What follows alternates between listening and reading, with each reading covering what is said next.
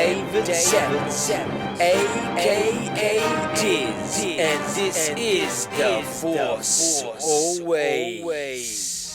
Okay, so welcome to the show. Let's get on with the Star Wars news for this time around. The Mandalorian, which was on Disney Plus, Season 2 has finished, done and dusted. It has been nominated at the 78th Golden Globes for one of the best TV drama series. So it's been nominated at the moment for the best TV drama series on TV series. So The Mandalorian is still striking up some awards. It's won awards before. It's continuing to do so. That's great news.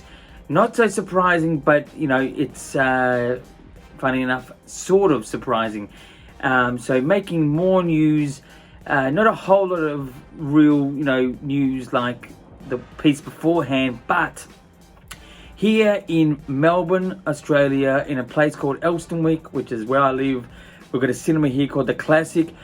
They're playing the original trilogy, one episode per week. They're starting off in a strange way. Empire first, New Hope second, and Return of the Jedi third.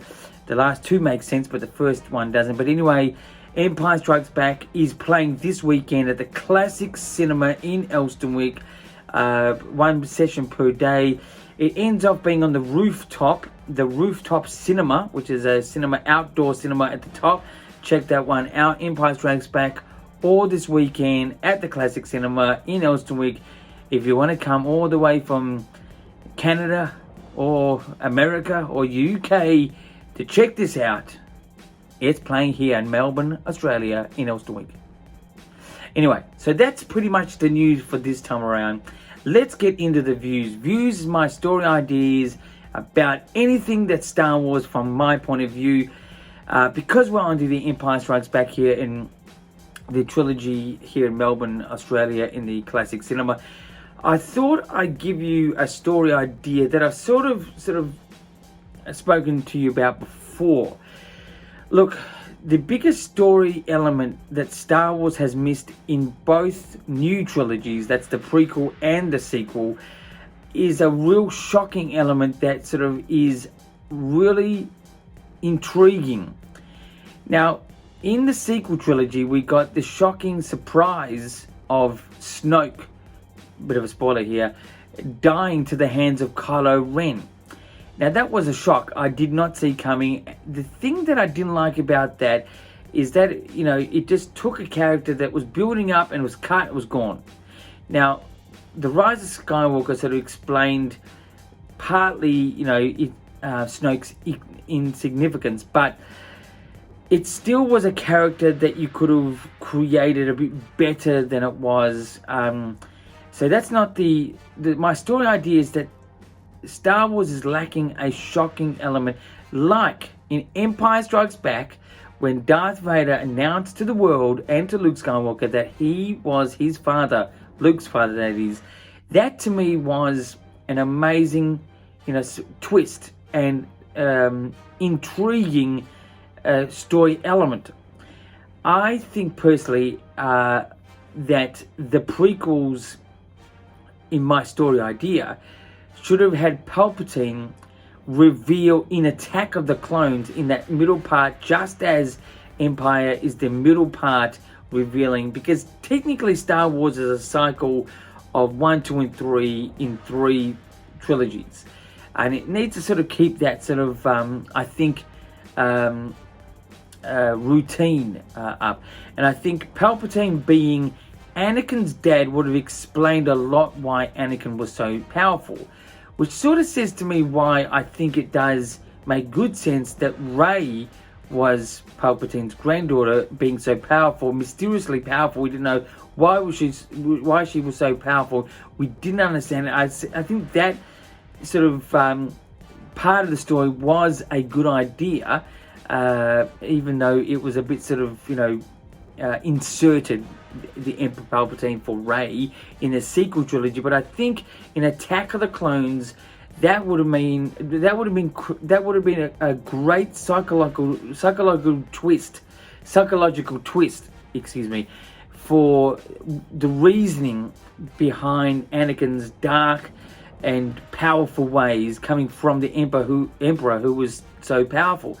I think Star Wars is a psychological drama, and that's why I really attract to it, and I think that would have been a great story element. That's my story idea. Something from Empire Strikes Back that was really well done, which is that surprising psychological twist. My God, I'm getting confused with that word. And that should have been something that happened in Attack of the Clones, and the story would have extended from there. And each, prequel, original, and sequel, it would have been the tale of the bad dads. That's what I would have done. But again, still accepting the story for what it is, prequel, original, and sequel. But that's my story idea. I would have liked to see Palpatine be Anakin's dad in the reasoning why he's so powerful and so dark. Anyway, that's my story idea. Let's get into reviews. Reviews this time around will be of something I've mentioned before, and I highly recommend this. It's actually one of the funniest pieces of Star Wars comedy. It's not Star Wars making the comedy, it's Conan O'Brien. You can find this on YouTube somewhere. If you looked up Conan O'Brien, Attack of the Clones premiere, something like that, just look up that. Conan O'Brien, Attack of the Clones premiere, with Triumph the Insult Dog, his little sort of character puppet dog. This is probably the funniest thing about Star Wars. It's actually so well done. My God, when I watched this many decades ago, it just blew me away. I was laughing from start to finish. It's just a segment on Conan O'Brien. If you know him, he's an American TV late night host. He was pretty successful at that time on NBC, and then he sort of lost a job or moved on or whatever it was, and sort of still around, which I love Conan O'Brien. If you like Conan O'Brien's comedy, you will absolutely love this. This was, I'll give this about a 9.5, almost 10 out of 10. Look for it on YouTube. Conan O'Brien, Attack of the Clones premiere interview, or with Triumph the Insult Dog. Just put those words in some sort of order. You will find it. It's about 15 minutes of just absolute laughter. While I'm speaking about the probably equal most funniest thing I've ever seen with Star Wars on YouTube, look up Chewbacca celebration scene for Star Wars, no music. Oh my God! It's where the award ceremony in A New Hope, and they're walking down that big hallway about to get their medals, and you hear nothing but silence without the music being played. There's no music in this part, but it's the actual scenes of that part of the ceremony in New Hope, Star Wars, the original Star Wars, and all you hear is just absolute dead silence until you hear Chewbacca, the actual voice of Peter Mayhew, just go "Roar!" Oh my God, it's just hysterical. It's just one little sound that makes you laugh. But anyway, that's probably the other thing that I'd equal it. But anyway, this really was about the Attack of the Clones, Conan O'Brien.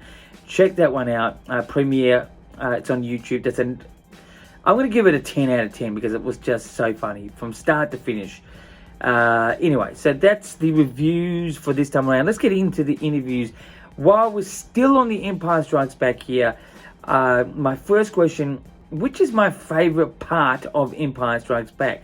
Now, you got to understand, I come from the era of Empire Strikes Back as a small kid. I would have been at the time about 8. So I was a bit younger than what the actual franchise was really pushing towards. It was actually meant to be for 12-year-olds and upwards. So the best part of Empire Strikes Back, it was, at the time, it was very hard watch for a kid. It was a little bit slow, not as good. I didn't like it that much at that time. I still think it's a bit overrated. I can't believe it's Star Wars fans' biggest love of all Star Wars. But I accept and understand that. But I think the best part of Empire Strikes Back, let's get into it, let's get on with it, is actually the opening scene. It's got such an ambience. I just thought that was great. I also enjoyed the Dagobah planet scene, the training with Luke. The actual set for that was just so well done, so detailed, and it just really did transport you to that planet. It was fantastic. The puppetry, the look of Yoda then, it could have failed, but it really worked. You know, at that time, you know, such a abstract looking character, along with the planet being so dirty and messy and gooey and ooey, whatever. I just thought that was great. So, but be honest, the ambience of the intro of Empire Strikes Back is just beautiful. I love it. So that's the answer to the first question. The second question, which is my most favorite part of Empire Strikes Back.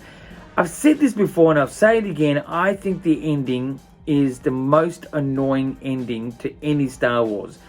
I cannot stand to be continued type endings, which this is. It's you know, the anticipation is one thing, but the way that this is a to be continued was sort of like it. For me, the movie felt like it was just cut off. You can have a to be continued sort of feel to a movie, but not in a cut off way. And I think this to me was a bit cut off. Like it just like, you know, it wasn't an enjoyable end.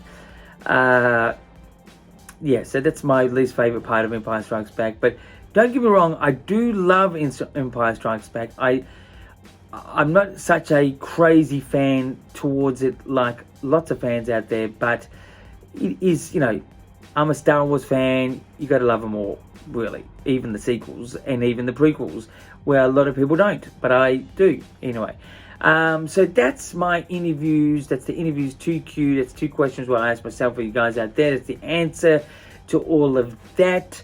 Until like next week, as I keep saying, we have Star Wars news, views, reviews, and interviews.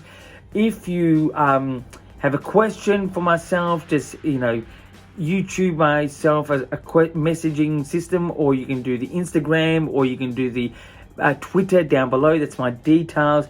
And until next week, my friends, as I say, keep